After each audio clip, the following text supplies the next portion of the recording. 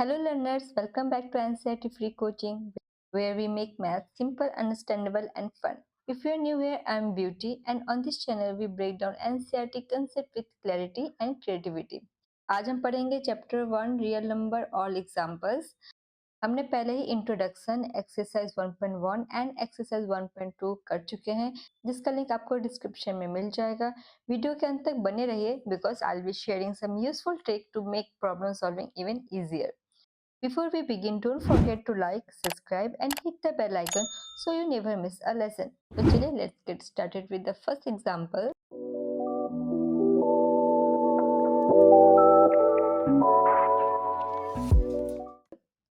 Consider the numbers 4 to the power n where n is a natural number. हमें यहाँ पर जो power n दिया हुआ है उसका नंबर हमें पता करना है। वो n क्या है? एक नेचुरल नंबर है। यहाँ पर ये हमें हिंट दिया है। Check whether there is any value of n for which 4 to the power n ends with the digit 0. यहाँ पे क्या बोल रहा है कि 4 टू द पावर n है। 4 टू द पावर n मतलब यहाँ पर कुछ भी हो सकता है, 4 का स्क्वायर, 4 का क्यूब, है ना। लेकिन जो n का वैल्यू है वो क्या है? एक नेचुरल नंबर है। नेचुरल नंबर मतलब 1 2 3 4 ये सब क्या है? नेचुरल नंबर है। फिर क्या बोल रहा है कि check whether there is any value of n for which 4 to the power n ends with the digit 0। तो हमें बोल रहा है क्या n का ऐसा कोई वैल्यू है जिससे अगर इसको हम सॉल्व करेंगे तो जो यूनिट डिजिट है वो क्या है? 0 है। कोई भी अगर नंबर आएगा उसका जो यूनिट डिजिट वो क्या आना चाहिए? हमारा 0 आना चाहिए, ठीक है। चाहे वो 2 डिजिट का हो, 3 डिजिट का हो, 4 डिजिट का हो, बट यूनिट डिजिट क्या होना चाहिए? 0 आना चाहिए। तो क्या ऐसा कोई वैल्यू है n का जिसके अगर हम 4 के पावर में ऊपर अगर पुट करेंगे उसका वैल्यू क्या आना चाहिए? 0 आना चाहिए, ठीक है। तो हमें पता है कि अगर किसी भी डिजिट के यूनिट प्लेस में अगर 0 आएगा तो उसका फैक्टर क्या होना चाहिए? 2 एंड 5 होना चाहिए, ओके। तो चलिए हम लोग चेक करते हैं कि हमारा यूनिट डिजिट में 0 आता है या नहीं आता है। तो यहाँ पे हम लोग लिखेंगे any number and with 0 have factor 2 and 5। अभी जो मैंने आपको समझाया तो वही मैंने यहाँ पे लिख दिया है, ठीक है। तब हम लोग नेक्स्ट लिखेंगे प्राइम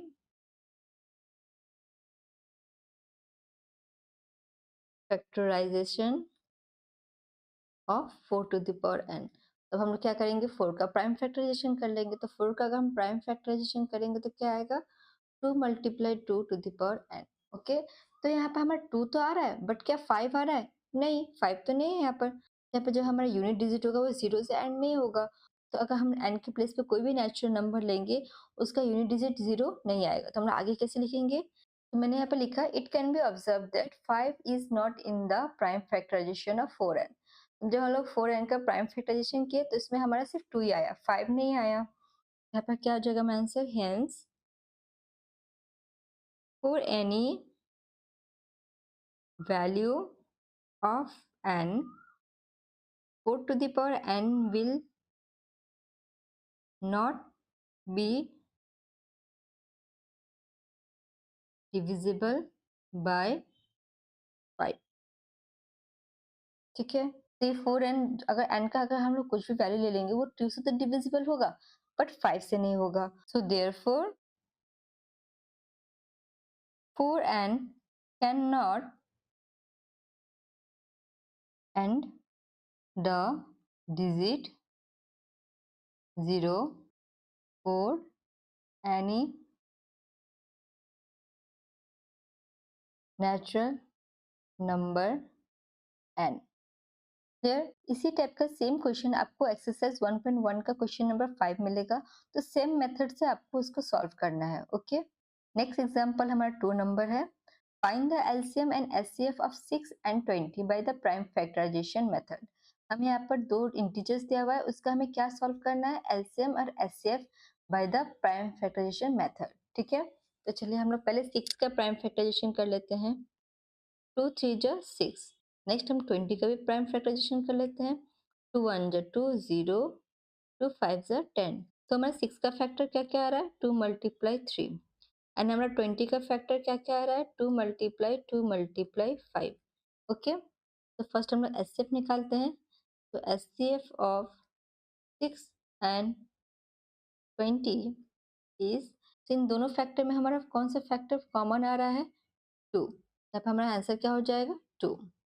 नेक्स्ट हम लोग एलसीएम निकालेंगे। LCM of 6 and 20 is, so first जो कॉमन नंबर आ रहा है उसको हम लोग लिख लेंगे 2, मल्टीप्लाई रिमेनिंग जो नंबर बच जा रहा है उसको हम लोग लिखेंगे, तो 2 मल्टीप्लाई 3 मल्टीप्लाई 5। ओके, आप इस तरह से भी इसको लिख सकते हैं या फिर आप हाईएस्ट पावर को भी देख के यहाँ पे लिख सकते हैं।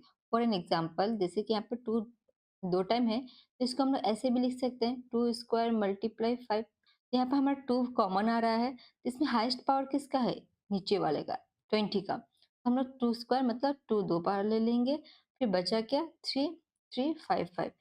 तो इस तरह से आप एलसीएम का फैक्टर आप ले सकते हैं। ठीक है, यहाँ पर दो तरीका है, मैंने दोनों तरीका आपको एक्सप्लेन कर दिया। आपको जो इजी लगता है आप उस तरह से आप लेके कीजिएगा। ओके, अब सारे नंबर को हम लोग क्या कर देंगे, मल्टीप्लाई कर देंगे। सो 2 2 जा 4, 4 3 जा 12, 12 5 जा 60। तो हमारा एलसीएम क्या आ जा रहा है, 60।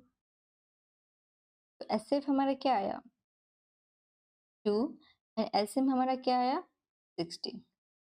क्लियर। नेक्स्ट एग्जांपल हमारा 3 है, find the HCF of 96 and 404 by the prime factorization method, hence find their LCM। Okay, यहाँ पर बोल रहा है कि आप 96 एंड 404 का HCF निकालिए, फिर LCM निकालिए।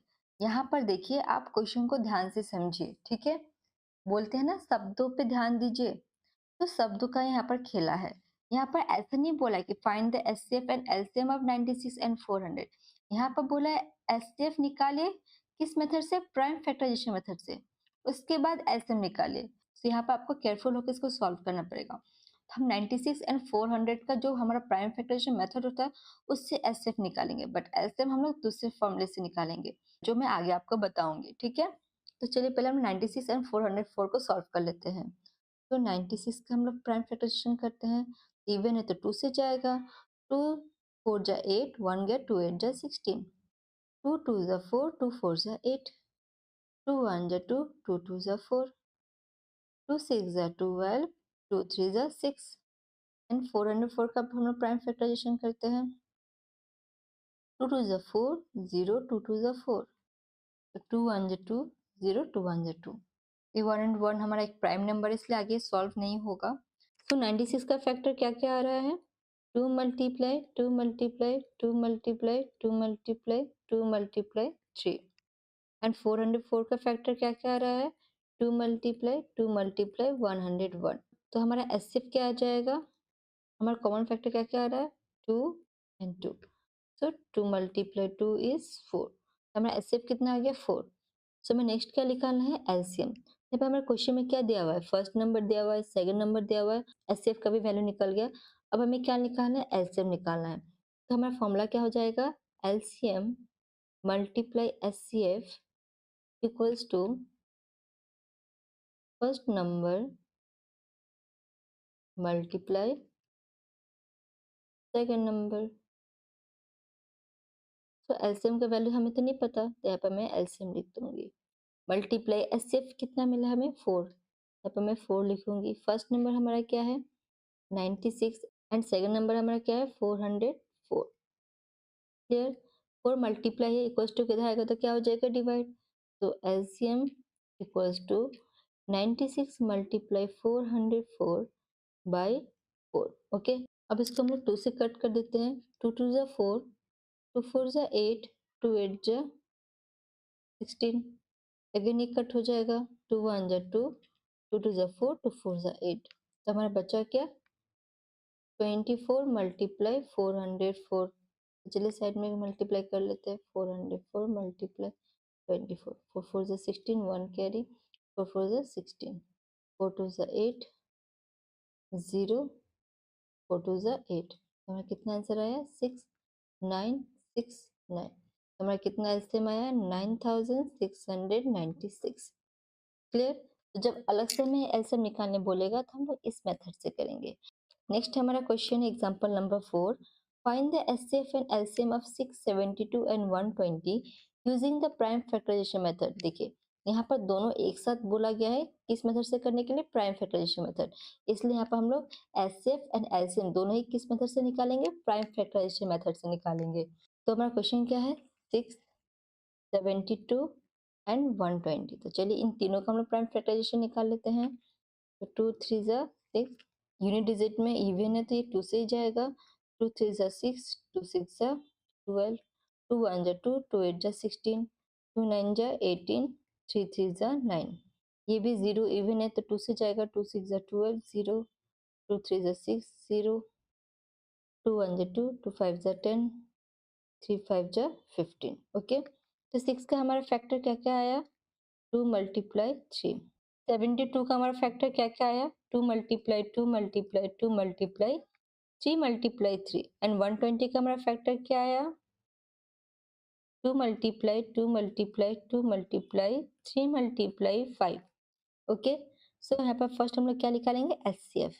तो एचसीएफ में हमारा कॉमन फैक्टर देखते हैं, तो हमारा कॉमन फैक्टर क्या क्या आ रहा है? 2, 2 आया ना कॉमन फैक्टर, एंड क्या आ रहा है? 3।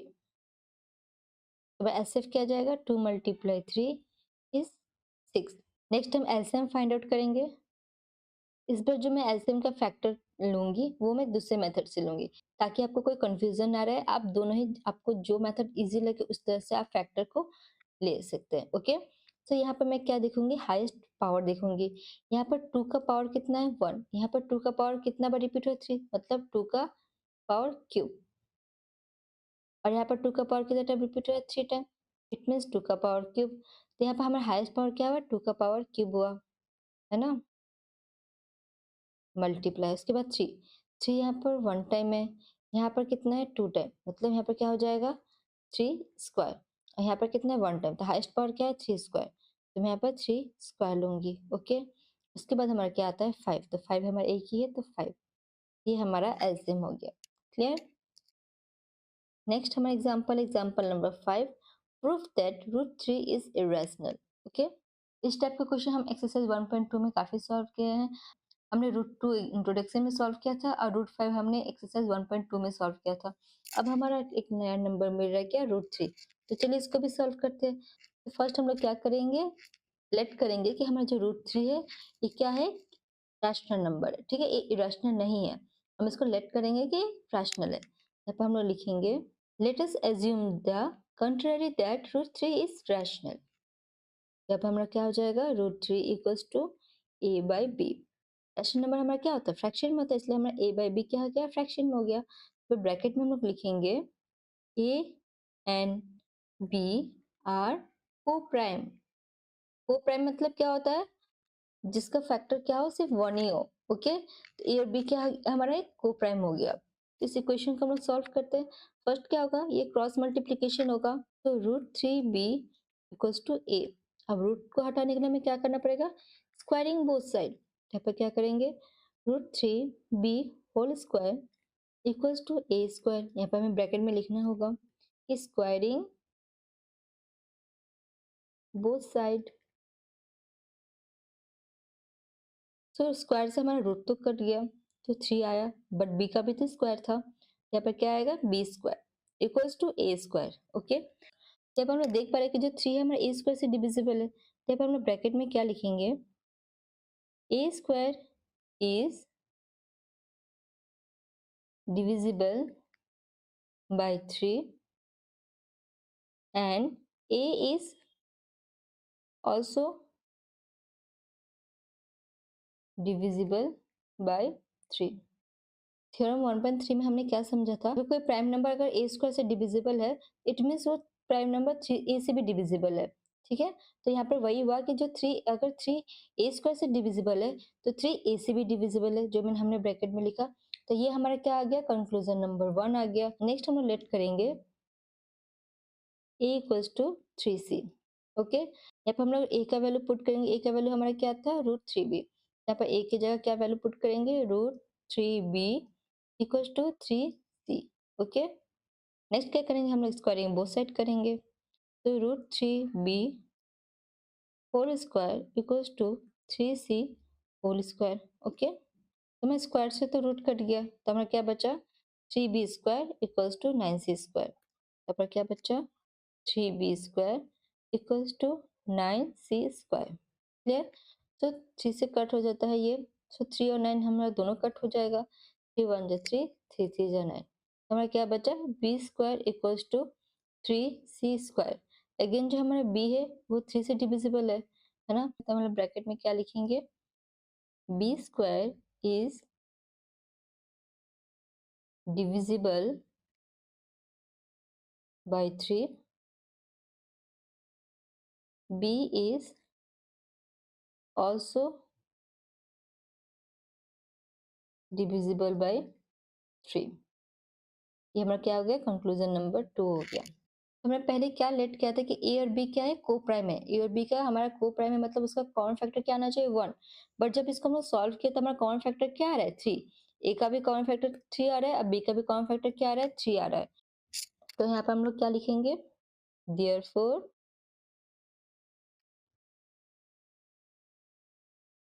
ए and b have at least 3 as a common factor। हमने तो ए और बी को प्राइम लेट किया था, बट यहाँ पर हमारा कॉमन फैक्टर क्या आ जाए, 3।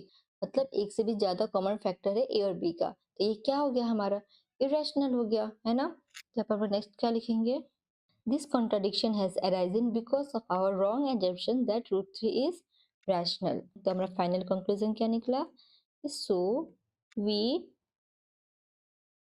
conclude that root 3 is irrational। तो ये हमारा प्रूफ हो गया। ओके, नेक्स्ट क्वेश्चन है हमारा example number 6, so that 5 minus root 3 is irrational। हम सेम मेथड से सॉल्व करेंगे, तो क्या लिखेंगे यहाँ पर, let us assume to the contrary that 5 minus root 3 is rational। So क्या हो जाएगा हमारा 5 minus root 3 equals to a by b। हमने फ्रैक्शन में ले लिया क्योंकि हमने रैशनल एज्यूम किया है। ब्रैकेट में क्या लिखेंगे, a एंड b आर को प्राइम। ठीक है, अब इस इक्वेशन को हम लोग सॉल्व करेंगे, यहाँ पर क्या हो जाएगा, तो यहाँ पर हम लोग क्या करेंगे, हमारा माइनस रूट 3 इधर जाएगा तो क्या होगा, प्लस हो जाएगा, और हमारा ए बी क्या है, प्लस भी इधर आएगा तो क्या हो जाएगा, माइनस। यहाँ पर हमारा क्या हो जाएगा, 5 minus a by b equals to root 3। Okay, चलिए यहाँ पर हम लोग एलसीएम लेते हैं, नीचे कुछ नहीं तो 1, तो 1 और बी का एलसीएम क्या आएगा, बी। तो 1 से बी को डिवाइड करेंगे तो बी, बी को 5 से मल्टीप्लाई करेंगे तो क्या आ जाएगा, 5b, माइनस बी से बी को डिवाइड करेंगे तो 1, 1 को ए से मल्टीप्लाई करेंगे तो a equals to root 3। Okay, यहाँ पर लिखेंगे since a and b are integers. जो ए और बी है वो एक इंटीजर्स ही है, ये दोनों फ्रैक्शन में आया है, तो ये जो हमारा 5b minus a by B है वो तो हमारा रैशनल है। So therefore 5b minus a by b is rational, but we know that root 3 is irrational। But हमें पता है कि कोई भी नंबर अगर रूट में है तो क्या होगा, इरेशनल होगा। सो यहाँ पे हम लोग क्या लिखेंगे, this contradiction has arisen because of our wrong assumption that 5 minus root 3 is rational. ये कॉन्ट्राडिक्शन ऐसा क्यों बना है, क्योंकि हमने रॉन्ग एजम्पशन किया था कि 5 माइनस रूट 3 हमारा रैशनल है। तो हमारा क्या आंसर आ जाएगा, so we conclude that 5 minus root 3 is irrational। Okay, हमारा प्रूव हो गया। नेक्स्ट हमारा last example 7 number, so that 3 root 2 is irrational. इसको भी हमें क्या दिखाना है कि 3 रूट 2 एक क्या है, इरेशनल है। अगेन हम लोग फर्स्ट क्या करेंगे, लेट करेंगे, तो late us assume to the contrary that 3 root 2 is rational। हमने फिर से क्या किया, 3 रूट 2 को रैशनल एज्यूम किया, तब हमारा क्या हो जाएगा, 3 root 2 equals to a by b, where a and b are coprime. Okay, तब इस इक्वेशन को हम लोग सॉल्व करते हैं, 3 मल्टीप्लाई इधर आएगा तो क्या हो जाएगा, divide. So root 2 equals to a by 3 से बी का मल्टीप्लाई होगा तो क्या हो जाएगा, 3b। यहाँ पर हम देख पा रहे कि ए और बी क्या है, हमारा फ्रैक्शन में थे, क्या हो जाएगा हमारा रैशनल। यहाँ पर क्या लिखेंगे, since A and B are integers, so therefore A by 3B is rational. ये फ्रैक्शन में तो रैशनल है, but we know that root 2 is irrational. But हमें पता है कि जो रूट 2 है वो क्या है, इरेशनल है। जब हम लोग क्या लिख देंगे कि this contradiction has arisen because of our wrong assumption that 3 root 2 is irrational. So we conclude that 3 root 2 is irrational. Clear? Next any question? अगर आपको अब भी कोई डाउट है आप मुझे कमेंट बॉक्स में पूछिएगा, मैं आपके सारे डाउट्स क्लियर करूंगी। Okay, thanks for watching. मेरे इस चैनल को सब्सक्राइब करें ताकि नए नए वीडियोस की नोटिफिकेशन आपको पहले मिले। Dear learners, the more you subscribe the more I motivate to upload an educational video for you. Bye bye, keep learning.